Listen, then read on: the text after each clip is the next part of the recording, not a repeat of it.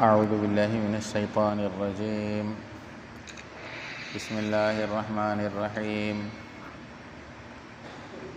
قل هذه سبيلي أدعو إلى الله على بصيرة أنا ومن اتبعني وسبحان الله وما أنا من المشركين وما أرسلنا من قبلك إلا رجالا نوحي إليهم من أهل القرى أفلم يسيروا في الأرض فينظروا كيف كان عاقبة الذين من قبلهم ولدار الآخرة خير للذين اتقوا أفلا تعقلون حتى إذا استيأس الرسل وظنوا أنهم قد كذبوا جاءهم نصرنا فنجي من نشاء ولا يرد بأسنا عن القوم المجرمين لقد كان في قصصهم عبرة لأولي الألباب ما كان حديثا يفترى ولكن تصديق الذي بين يديه وتفصيل كل شيء وهدى ورحمة لقوم يؤمنون. صدق اللہ مولانا العظیم. دوستو بزرگو، سورہ یوسف کی آخری آیات تلاوت ہوئی ہیں.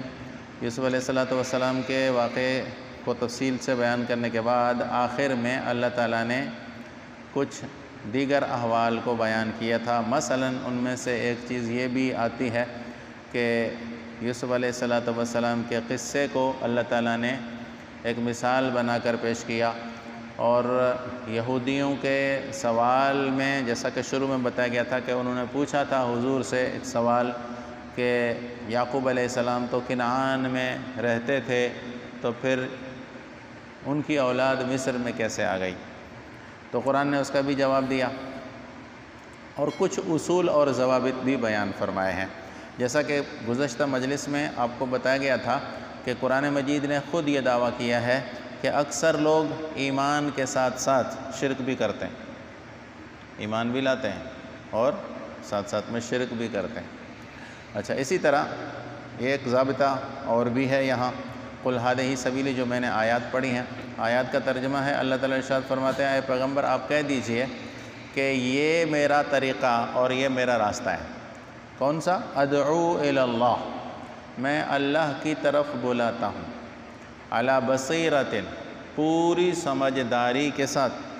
انا ومن اتبعنی، میں بھی اور جو میرے پیچھے چلنے والے ہیں. اور سبحان اللہ، اللہ پاک ہیں. وما انا من المشرکین، میں شرک کرنے والوں میں سے نہیں ہوں. اللہ کے نبی اپنا راستہ بتا رہے ہیں کہ میرا راستہ کیا ہے. اللہ کی طرف دعوت دینا، اللہ کی طرف بلاتا ہوں میں کہ اللہ کے سوا کوئی کارساز نہیں، اللہ کے سوا کوئی عزتیں دینے والا نہیں، اللہ کے سوا کوئی ذلتیں دینے والا نہیں، اللہ کے سوا کوئی مشکل کشا نہیں. اللہ تبارک و تعالی ہی سارے جہان کے خالق اور مالک اور پیدا کرنے والا. یہ میری دعوت ہے. اور جو میرے پیچھے چلنے والے ہیں، صحابہ کرام کی جماعت، پھر ان کے پیچھے چلنے والے، پھر ان کے پیچھے چلنے والے، یہ اصل کام ہے انبیاء کرام کا. تمام انبیاء اللہ کی طرف دعوت دینے والے تھے. ساتھ میں ایک بات اور بھی بتائی گئی کہ میں اس بات پر مکمل بصیرت، ایک ہے بصارت آنکھوں سے دیکھی ہوئی چیز، اور ایک ہے بصیرت دل سے دیکھی ہوئی چیز. تو دل کے یقین کے ساتھ میرا یہ کام ہے، اور میں مشرکوں میں سے نہیں ہوں. اللہ کے نبی کو بھی اس بات کی تردید کرنی پڑی کہ میں شرک کرنے والوں میں سے نہیں ہوں. یہ بات یاد رکھیے کہ نبی کا عمل، جو بھی نبی نیکی کرتا ہے نا، وہ سب سے زیادہ وزنی ہوتا ہے. یعنی نبی کریم صلی اللہ علیہ وسلم نماز کی ایک رکعت پڑھیں، پوری امت ہزاروں رکعتیں پڑھ لے، وزن میں پیغمبر کی وہ ایک رکعت زیادہ ہے. اس کے باوجود اللہ تبارک و تعالیٰ نے آگے ایک سورت آ رہی ہے سورہ انبیاء، اس میں 18 نبیوں کا ایک ساتھ ذکر کیا. 18 نبیوں کا ایک ساتھ ذکر کرنے کے بعد فرمایا کہ وَلَوْ أَشْرَكُوا لَحَبِطَ عَنْهُمْ مَا كَانُوا يَصْنَعُونَ، کہ یہ میرے پیغمبر جن کا میں نے ذکر کیا، اگر یہ شرک کرتے تو ان کے بھی میں اعمال ضائع کر دیتا. یعنی شرک اتنی گندی چیز ہے کہ جس سے عمل کوئی بھی کام میں نہیں آتا. مسئلہ یہ ہے بظاہر تو دیکھنے میں کچھ نہیں آتا نا کہ شرک کرنے سے کیا نقصان ہوا ہے، لیکن سب سے بڑا جو نقصان ہے شرک کا وہ ہے اعمال کا ضائع ہو جانا۔ حج بھی کیے، زکاتیں بھی دیں، لنگر خانے بھی کھلوائے، لوگوں کی مدد بھی کی، غریبوں کی کفالت بھی کی، یتیموں کی کفالت بھی کی، لیکن شرک ساتھ میں چلتا رہا۔